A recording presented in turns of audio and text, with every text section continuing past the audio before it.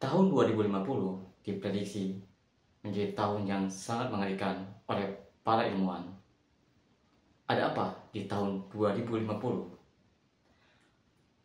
PBB melaporkan pada tahun 2050 diprediksi jumlah populasi dunia mencapai 9,7 sampai 9,8 miliar orang. Jadi ada 9,7 miliar manusia di dunia. Sebagian besar, lebih dari setengahnya berada di Asia dan Afrika. Yang mana bahkan dalam kurun waktu 7 sampai 8 tahun ke depan, penduduk India jumlahnya lebih banyak daripada penduduk Cina atau Tiongkok. Di sisi lain, negara-negara maju justru mengalami penurunan populasi dari negara maju seperti Jepang, Amerika Serikat, Kanada, dan lainnya. Negara-negara maju populasinya menyusut, jumlah penduduknya semakin hari semakin menua. Tapi penyusutan ini tidak sebanding dengan peningkatan jumlah penduduk yang tumbuh pesat di Asia dan Afrika. Lantas, apa yang menjadi permasalahan dengan meningkatnya jumlah penduduk yang mencapai 9,7 miliar di Asia dan di Afrika ini?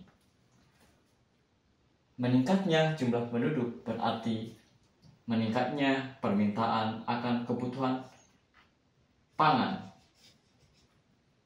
Yang kita tahu di Asia yang menjadi makanan pokok bisa berupa beras, gandum, dan yang lainnya.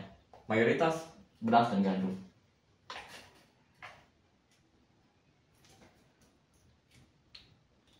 Dan inilah yang menjadi salah satu pokok permasalahan, yaitu adanya ancaman krisis pangan.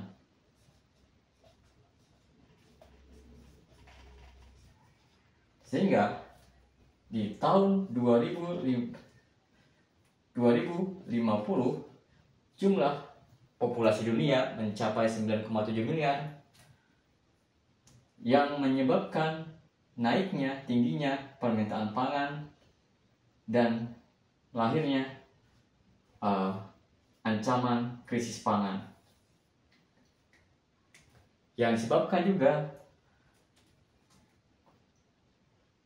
pertama, ternyata jumlah lahan pertanian terbatas dan bahkan cenderung menurun. Data dari BPS untuk di Indonesia saja pada tahun 2018 jumlah lahan baku untuk persawahan yang mencapai 8,7 juta hektar di tahun 2021 menurun menjadi sekitar 7,46 juta hektar. Dan semua lahan tersebut kebanyakan lahan yang kurang begitu aktif, kurang begitu produktif. Kemudian untuk para petaninya ternyata tidak memiliki lahan yang cukup. Dari ada sekitar 15 juta petani yang hanya memiliki lahan sekitar 0,5 hektar. Ini lahan yang tidak begitu luas, sangat sempit. Jadi dari jutaan petani yang ada di Indonesia, sekitar 15 juta sekian hanya memiliki lahan 0,5 hektar. Ini data menurut dari BPS. Sehingga untuk memenuhi permintaan pangan semakin tinggi, kalau kita bicara di Indonesia saja, ini juga merupakan satu ancaman.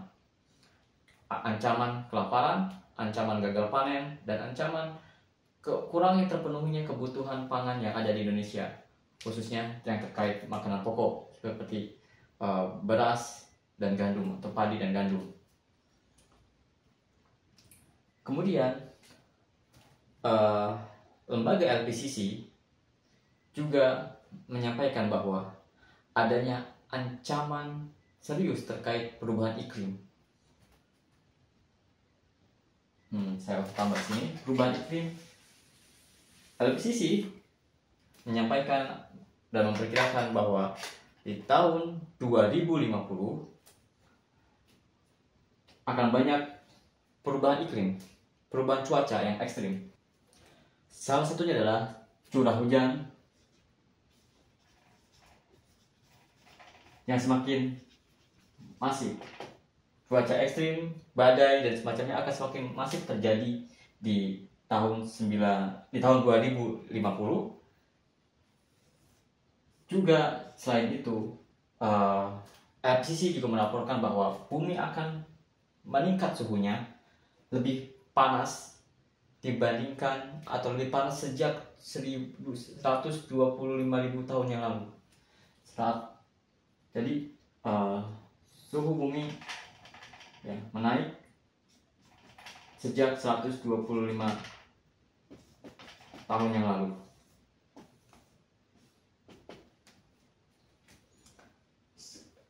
Cuaca ekstrim, suhu yang naik juga menyebabkan kutub selatan atau utara esnya mencair sehingga permukaan air laut kembali menjadi naik ya. Dan semua itu menyebabkan pola cuaca yang semakin tidak menentu. Tidak hanya mungkin di satu belahan bumi cuacanya ekstrim yang menyebabkan gagal panen, di sisi lain pun cuacanya sangat kering yang menyebabkan juga tidak bisa dilakukan pertanian, yang ujung-ujungnya juga menyebabkan gagal panen. Ini juga berdampak terhadap krisis pangan. Selain lahan yang terbatas, perubahan suhu atau global warming ya, perubahan cuaca, krisis pangan juga diperparah dengan semakin menurunnya buruh tani, para petani ya, jumlah para petani khususnya petani muda semakin menurun. Terakhir, kalau tidak salah di Indonesia sendiri, jumlah petani muda sudah sangat langka. Rata-rata para petani usianya di atas 40 tahun. Petani yang milenial jumlahnya sudah sangat langka.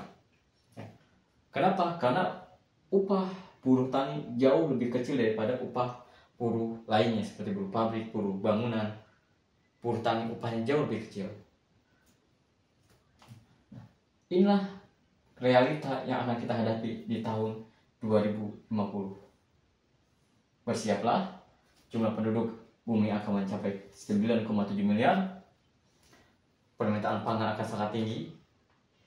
Tapi kapasitas produksi dunia sangat terbatas. Disebabkan tidak hanya terbatasnya resources dari sumber daya manusianya, juga resources dari ketersediaan lahannya. Kita pun mengaca untuk negara kita sendiri, Indonesia, itu sangat nyata dampaknya.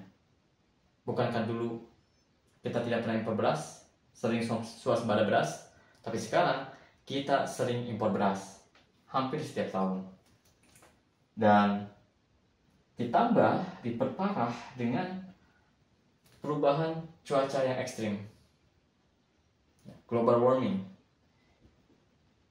Yang normal pun, adanya ini berjalan normal pun belum tentu mencukupi permintaan pangan. Ditambah satu disruption ya, satu hal yang bisa mengganggu, maka perjuangan untuk memenuhi demand ini akan semakin berkurang, akan semakin kecil kemungkinan dunia sanggup memenuhinya. Kita tidak usah bicara dunia, kita akan bicara di level Indonesia. Ini tantangan yang nyata. Lalu apa solusinya untuk menjawab tantangan dunia dan tantangan di negeri kita sendiri? Saya bertanya, silakan Anda menjawab.